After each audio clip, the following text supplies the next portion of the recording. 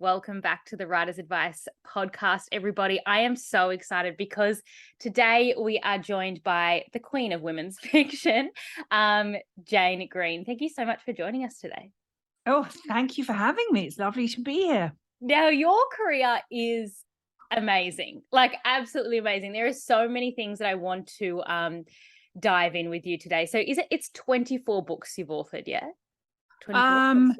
Well, it depends what you count, because it's 21 novels. Actually, I've written 22, but then there's a cookbook and there've been short stories and novellas. So I'm not entirely sure, but somewhere around there. Yeah. There's a good list, and 18 of which have been New York Times bestsellers, which is just incredible. But I want to go back to the absolute start. And when was the moment that you knew that you were a writer? Well, I had fallen into journalism, so I was writing women's features, and I actually realized that the bit that I liked was not the getting of the story, it was the losing myself in the words. And I just found it the most relaxing thing in the world. And honestly, I think I became a writer because I was a reader. I was just always happiest losing myself in the pages of a book. And that's really where I learned how a book is put together, I think, just from being a reader. But I was a journalist. So I'd fallen into journalism, and a friend of mine then suddenly wrote a book. And next thing you know, she'd got a publishing deal. And I remember thinking, wait a minute, hang on a minute, I'm the writer. If she can do it, I can do it.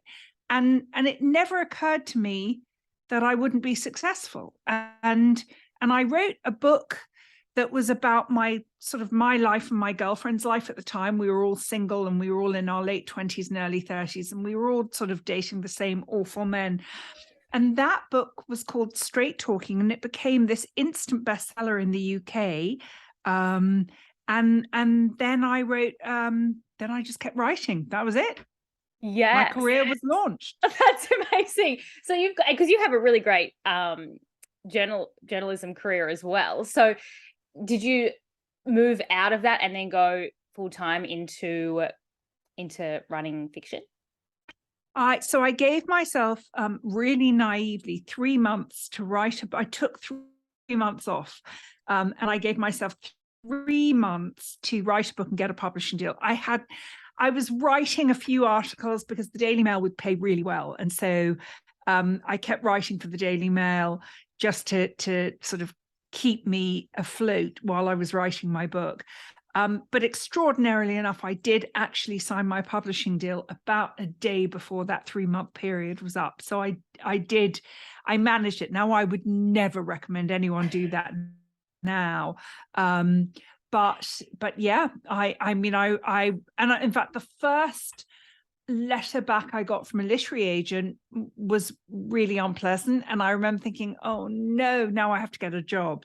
And I just thought, oh, I'm going to have to go and look for a journalism job. But no, a deal came through, and that was it. I love that, how it's like a day before those 3 months that you set out to as well. That is just like full conviction going into it. So that's amazing. Where do you draw your inspiration from now? So that is how the first book came, just from, general life. Is that where you pick your ideas and inspiration from? Where does all the stories come for you? Yeah, it's I always have the type of fiction that I write is very much reflective of real women's lives today. So I've never written about my life, although people think I have, but I've always drawn from the themes that are happening in my life or intriguing me. So my books have very much charted the course of my life. I will say, though, now I'm not sure whether I could continue doing that, because my life is happy, it's settled, it's peaceful, there's not a lot of drama there. And so, shocker, I now actually have to come up with higher concept plots. And in fact, the last book I wrote, Sister Stardust, was historical fiction. And it may be the last book I write for a while, because I've sort of shuffled over to a different medium and telling stories through podcasts, which is really fascinating. But I think as as publishing changes and becomes harder, I'm not sure that I want to be traditionally published anymore. So we shall see. But Sister Stardust was biographical fiction.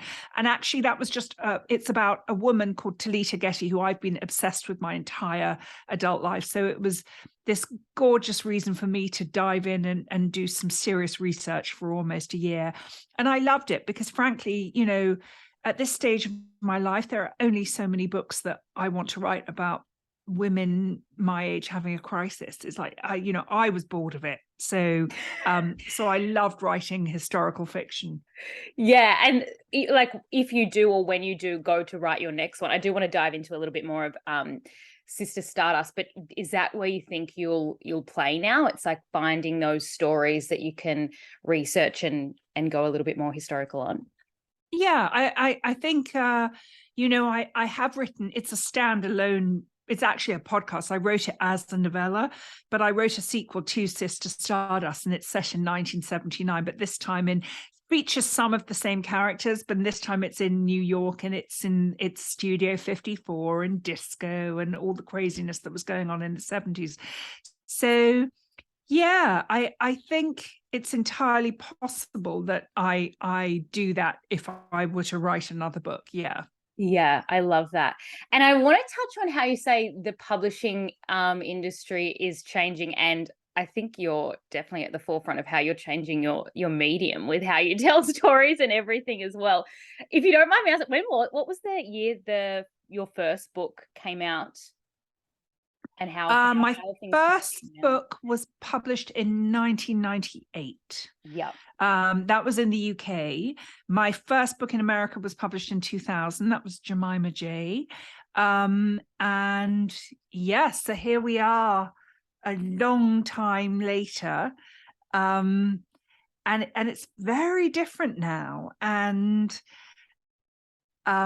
I understand that for people who are coming in now, it's as exciting as it's ever been, because they also don't know any different. But I found, having been in this business for a long time, having had teams of support at my publisher, so my only job was to write the best book I could possibly write and then go out on tour and promote it. Now my job is to write the best book I can possibly write, go on tour to promote it, do all my own marketing, do all my own PR, organize all my own events, reach out to everyone I've ever met who I think might be able to help in any way, shape or form. And it, honestly, I found it, what happens is when that's not what you're used to, and that's not what I'm used to, I've just found it to be completely demoralizing and ultimately a killer of creativity. It just, when you have to work so hard on your social media and on all that marketing, there's no room left to live life and write about it, because you've got to spend a huge amount of time in your head to be a writer. And I lost the ability. I think I lost the will, perhaps.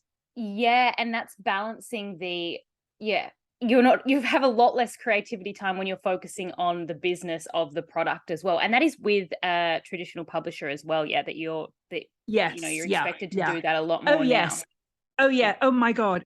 And really, unless you are James Patterson or John Grisham, or perhaps Colleen Hoover, who has upended the trade in a brilliant way, Ellen Hildebrand.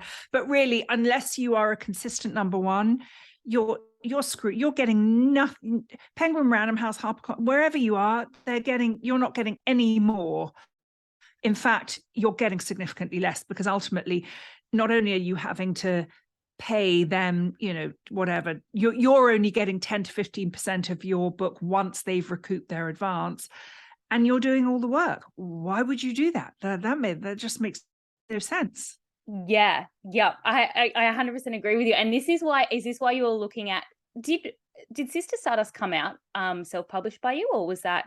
No, it came out with HarperCollins. Okay. It came out with HarperCollins, and honestly, I'm supposed to deliver 2 more books, but I don't know that I'm hoping that time may make itself available at some point, but certainly not now. I'm very busy making podcasts, finding podcasts, running a podcast network. So yeah. And is that very thing, like balancing the business and the books, is what like sparked a lot of you in like, okay, I've got to change my way I tell stories, or to build your current audio business? Well, actually, I was approached by a guy who's very big in the podcast world, and he approached me 2 years ago and said, listen, I've got this idea to create fiction for podcasts, and I would like you as my partner.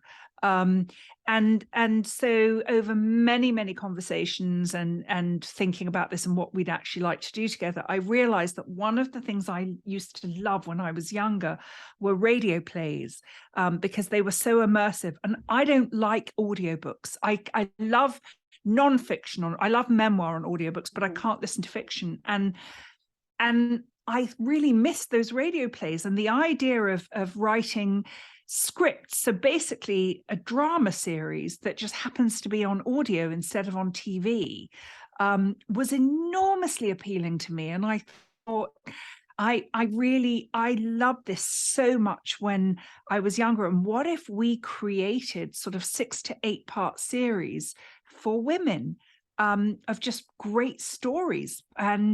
And that was how it came about. So it was a confidence, it was timing. I was at a stage in my career where I was just starting to think, I'm really not happy doing this, but I don't know what to do next. Although, funnily enough, I had tried to do this, not for podcast, but for film and TV a few years ago, where I came up with storylines and was attaching young writers. But ultimately, I couldn't do it by myself. It was just me, and I couldn't do it. And so I needed, what I have now, excuse me, I am backed by a very big company, and I have teams of support, and we are making some great stuff. So that's amazing. Yeah. And you're using your, like, give us a little bit of a rundown of how it works and where people can find it. And you're using your own stories, but also sourcing other people's as well. Yes. So the first one is mine. And actually, wherever you listen to podcasts, whether it's Spotify or Apple or Amazon, but wherever you listen to podcasts, if you search Rainbow Girl, that is our first. I wrote that one with Tommy Lombardi, and it's a 6-part scripted series set in the world of kind of rock and roll and mad groupies and Studio 54 in 1979, just outside of New York. And there's also quite a bit of sort of black magic and Satanism, which was all the rage back then. Like, Ouija boards were a toy. Maybe they still are, but they were sold in every toy store, which I find utterly bizarre because they terrify me. But there are plenty of Ouija boards and spooky goings on. So that's Rainbow Girl. And then we have this gorgeous sweeping historical romance coming out in December by Jenna Blum called The Key of Love. We have a wonderful psychological thriller next year. I can't say the name just yet because I'm superstitious and I'm waiting for the signed contract. But we have some great names that you will know, who are writing wonderful stories for us. I absolutely love this. And you're so right. The way it's told through, like, rather than watching a TV series, you're able to be so much more imaginative and immersive, but it's a different experience as opposed to reading a book once again. But so, and also we're also busy now. It's like if people can dive into this while they're driving. Well, and that's the thing that I realized, that radio plays started in the 50s. Actually, they started for women, mostly in the 50s. They took off for the 50s housewife who was too busy cooking and cleaning to actually stop and watch a TV show. So they created these shows on the radio, and all the sponsors were soap companies. So those became soap operas.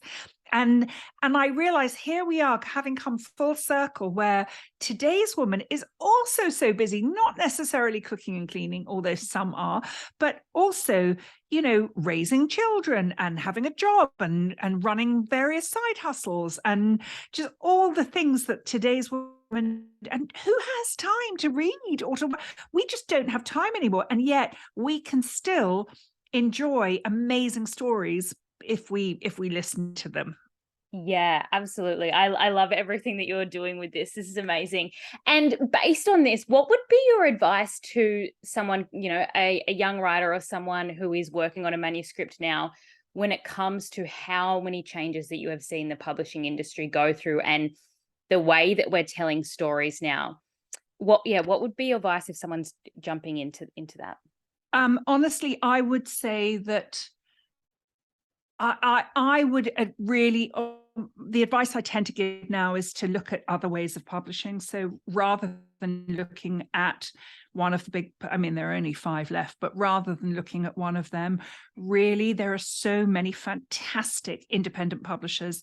I think self-publishing is really, really hard, but I think there are hybrid models. I mean, the truth is self-publishing can work, but again, it's vast amounts of work, and really to do it properly, you're going to need to take on an editor, a graphic designer to design your cover so it doesn't look self-published, an editor to make sure there are no typos, a sales and distribution team if you decide.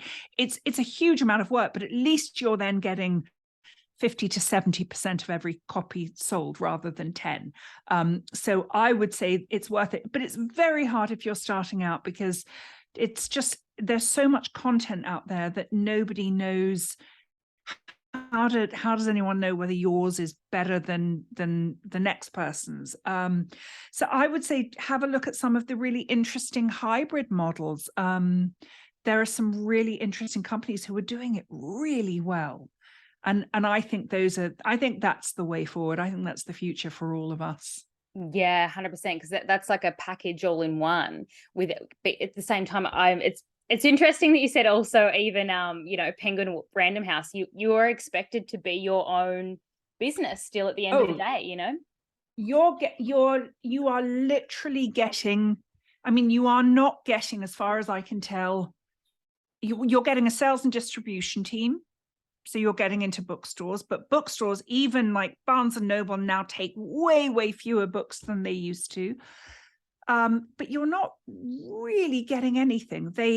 Everything's about the bottom dollar. So unless you are picked by ideally Reese Witherspoon or Jenna Bush Hager, unless you're chosen for Book of the Month, unless you're chosen by the big box stores, the Targets and the BJs and the Walmarts, they're not going to put a dime into your campaign. They're just not.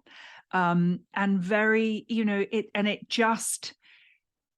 it's really, really hard. And if you, I mean, of course there are books that work, but it's one in a million. And I guess you hold out in the hope that that's going to be yours, but there's just so much content now. I think it's very hard to make a difference. Look, if you're young and it's your first book, you're in much better shape than me, because I've had a huge career that I've watched sort of, slow down significantly over the last decade. And so I'm ready, I'm in a different place. It doesn't excite me anymore. But I do think if you've got stories to keep telling those stories and look at other ways to do it. I mean, I happen to love live storytelling shows as well. And love, if you've got stories that you want to share, create a theme, pull people together, craft those stories and tell them live, find other ways to have people be impacted by what you have to say. Yeah, that's really, really, really great advice. And so when you are picking your stories for the podcast, what are you looking for? Because you're turning a lot of them more into a script if you already have got on someone's book. Yeah. What are you looking for? Sorry. Yeah. Again, I'm really looking for just great story that's going to keep you gripped throughout. They're not all, as I said, The Key of Love is a historical romance. The psychological thriller is brilliant, has a twist that I don't think anyone will see coming. But I think just stories that are, I always think that a good novel is either going to serve as a window or a mirror. It's going to give you a window into another life, into a life different than yours, or it's going to reflect your own life back at you. And I think that's what I'm looking for with these stories, either escape into another world, or that joy of listening to something that is that is so lovely because it's so accurate. It's funny because it's true. You know, it's reflecting your life wherever you are. Yeah. And they're the best ones that you can find. Well, I mean, that's what any great novel I believe is, but they're the best ones that you can turn into a story as well. Yeah. Like, is there a certain point of view that you look for in books or things like that to then be told into audio, or?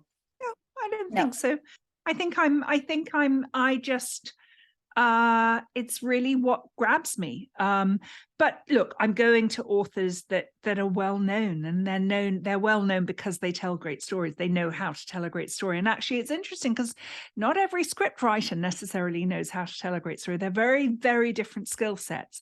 And I want the stories. I can then attach the script writers if I need to, for the dialogue, but the stories I'm going to the novelists for. Yeah, absolutely. I love this so much. So everyone can listen in, and by just literally searching Rainbow Girl for their first one, Spotify, yep. Apple, Google, all of the podcasts above. Yes, and please leave me a rating, especially on Apple, because that helps the algorithm. If you leave, only leave a good rating. I mean, if you hate it, just pretend you've never heard it.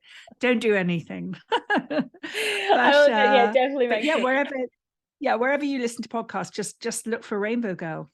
And what a gift, because people get to have this for free. It's a full story for free. Like, this is a next level thing that people get in their own ears at home. So I absolutely love that you have done this, and I'm so excited for all the other books that are coming up. And thank you so much for all the wonderful words of advice that you've shared with our listeners. And I think it also sparks that idea of like, hang on, things are changing. You know, where is the industry going? How can I share my voice in different ways? So thank you so much, Jen. Oh, Olivia, it's been my pleasure. Thank you so much. And hopefully I'll be back on again with lots more interesting stories to tell you about. Yes. Yeah. I'm excited to hear more about them. Yeah. Thank you. Good. Take care. And thank you so much. Thank you. Hey, bye-bye.